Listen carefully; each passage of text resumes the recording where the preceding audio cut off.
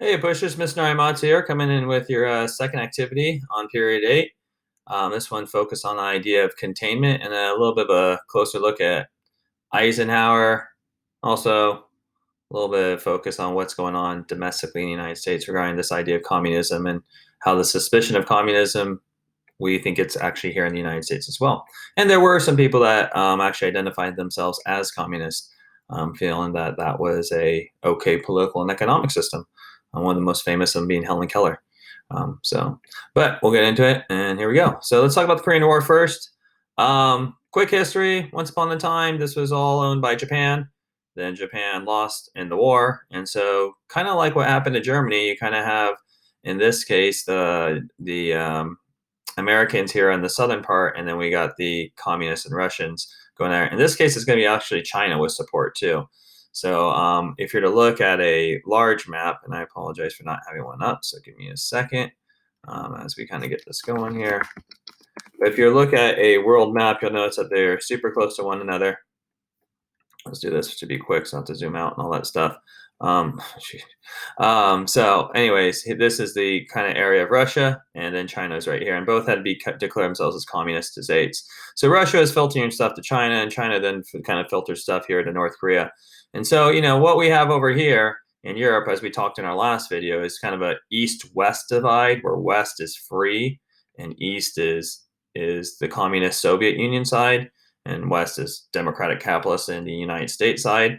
Over in this area of the world, it's going to happen mainly in Vietnam, and we'll kind of focus there. But Vietnam and the Koreas, which is right over here, there's going to be a north and south divide, where the north is communist and the south is democratic and free. At this time, Japan is largely owned by the United States. We have our troops there. We're hanging out in there, so it's a lot of power, and it's still one of our strong allies today, despite being at war with them during World War II.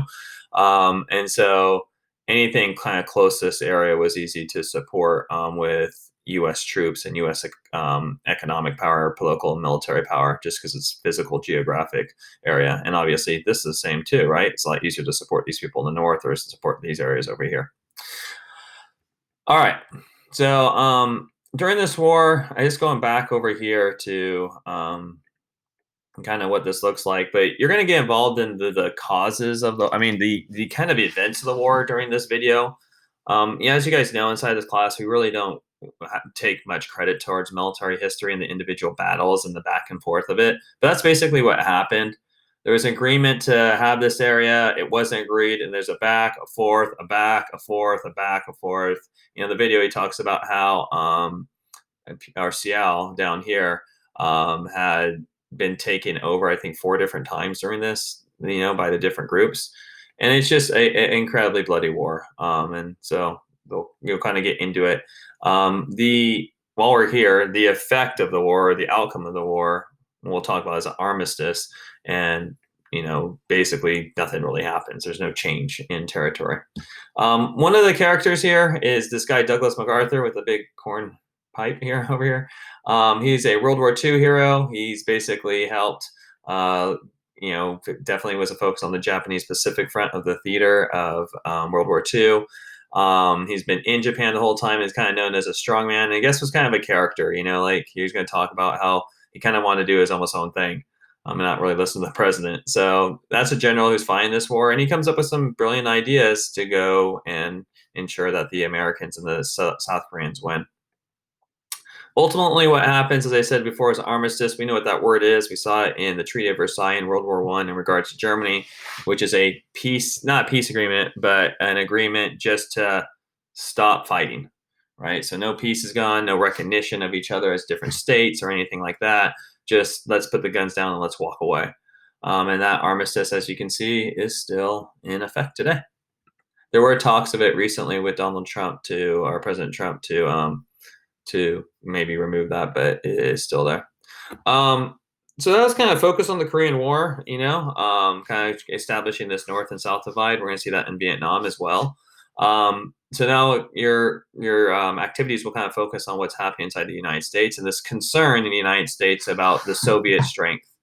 And one thing that was used in World War II against the Japanese was these 2 bombs, which were nuclear weapons. And Some historians actually think we dropped the nuclear weapons for multiple reasons, and we'll kind of list them right now. One was to reduce American hostilities. The fighting of the Japanese was so strong, and Japanese hostilities, because the Japanese seemed to be fighting so hard that to invade their homeland, the actual island of Japan, would cost a lot of American and a lot of Japanese lives, the way that in which that was fighting. So we had hoped by kind of showing this technology, they would quickly surrender and reduce more casualties, even though we know that there would be a lot of civilian deaths when doing these. Um, there's other historians that would say that the use of one, especially the use of the second one, was really to scare Russia and the Soviet Union, who we already had this uneasy alliance with, and we knew we were going to have some problems with right at the end of World War II. So, out of this, though, comes the idea that the Russians may be creating this. They may want to use it against us. It's interesting studying the 1950s. I remember in college, like doing a paper about it, and we're trying to figure out, was this really a peaceful era in time? Right? I mean, it's this time where there's a lot of wealth. People are coming back. You're going to read about it later, but there's no more war. World War II's done. People are getting married earlier. People are having kids. Everybody's getting this house with 2.6 baby, 2.6 children and a little dog and white picket fence, and things are rocking and things are rolling. Everything feels good. The Beatles and all that 50s kind of grease lightning type of like stuff is out there, diners and ice cream carts. But in the background, you have the Korean War, people freaking out if a nuclear bomb's gonna be dropped on their head anytime. I mean, there are literally drills to like go underneath the desk like we do for earthquake drills to figure out, if when a nuclear weapon would happen to save yourself. So there's a DOS. You look at the psyche of America, and historians see a mixed America at that time, confident at one side, but a kind of an underlining fear in another. And that fear gets kind of multiplied with confirmed cases of espionage. In this case, the Rosenbergs, who were convicted of trying to sell nuclear bomb secrets to the Russians. So when you began seeing this and you began hearing about this and it's verified, your suspicions began to increase about the Soviet Union and this idea of communism, correct? So inside the United States, a man seized on this, a senator, and his name is Joseph McCarthy. And Joseph McCarthy kind of has an entire group just to figure out who the communists are inside the United States and who would be further spies. And, a lot of the word McCarthy and McCarthyism now gets kind of related to what we call a witch hunt or false accusations, right? And in some cases, there were false accusations. In other cases, there weren't. But maybe the depth of their espionage, maybe it was political sympathies to it, but it's not like they were actively trying to subvert the United States because they were communist, you know. So Jerry McCarthy is going to kind of see these opportunities, and he's going to create a create a system in Congress called the HUAC, the House on Un-American Activities Committee. And the goal of this is to identify communists and make sure that they don't commit any crimes, or they are kind of put on watch to know that they don't commit any crimes. And, once again, you're starting to feel like this is very accusatory without any evidence. And that at certain levels is what this committee was supposed to do, was to kind of root these things out before it happened. A famous one is called the Hollywood 10. These individuals were blacklisted. They self-identified themselves as communists, and because of that, Hollywood basically never gave them another job. And so, these were identified by the House of American Activities Committee as communist. And so, because of that, these individuals that had aspiring jobs never got a job again. So that's kind of the famous part of McCarthy and Hollywood. And the idea of that America itself is scanning its own citizens for communist sympathies. Okay.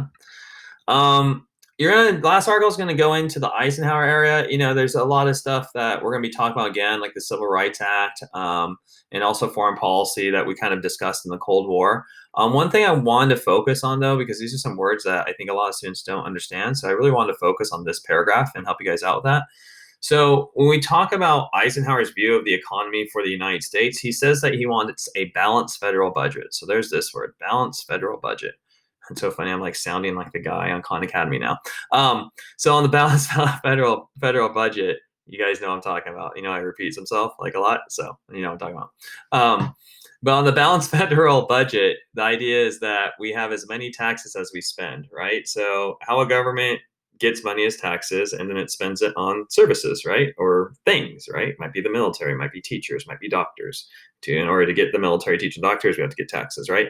Well, he always wanted to make sure that the number of taxes the amount of taxes we got matched the amount that we spent. It's not like we're spending more, which is causing us to go into debt, right? And I'm sure he wanted to spend less, but that's nearly impossible. So, and that's something that all actually schools do, districts do. My ASB budget has to be balanced every year to make sure that these things don't happen and we don't get put ourselves into bad situations.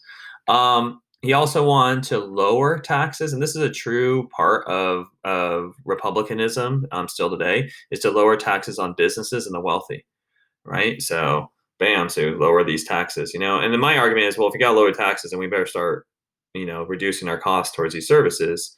A lot of times what happens is these services stay the same or they actually increase in cost and then we lower taxes. And once again, we get this problem, right? Where lower taxes, higher costs means that we're going to take all of this money and put it into what we call debt, right? And we just keep on accruing a lot more debt. So that was the focus of modern republicanism and early modern republicanism. And then we've had, unfortunately, multiple crises over the last 20 years that put us into it. Multiple wars under the idea of the war on terror. So there's been multiple costs that kind of put us into that area. So, anyways, I just wanted to go through that because I think those two things some students might have a little confusion on. So I want to make sure you guys knew it. All right, guys, we'll see you for the next activity. We're going to wrap up the Cold War, try to do this kind of in focus 3 activities. And then we'll start focusing a little bit more on what happened inside the United States domestically. All right, take care, guys. Bye.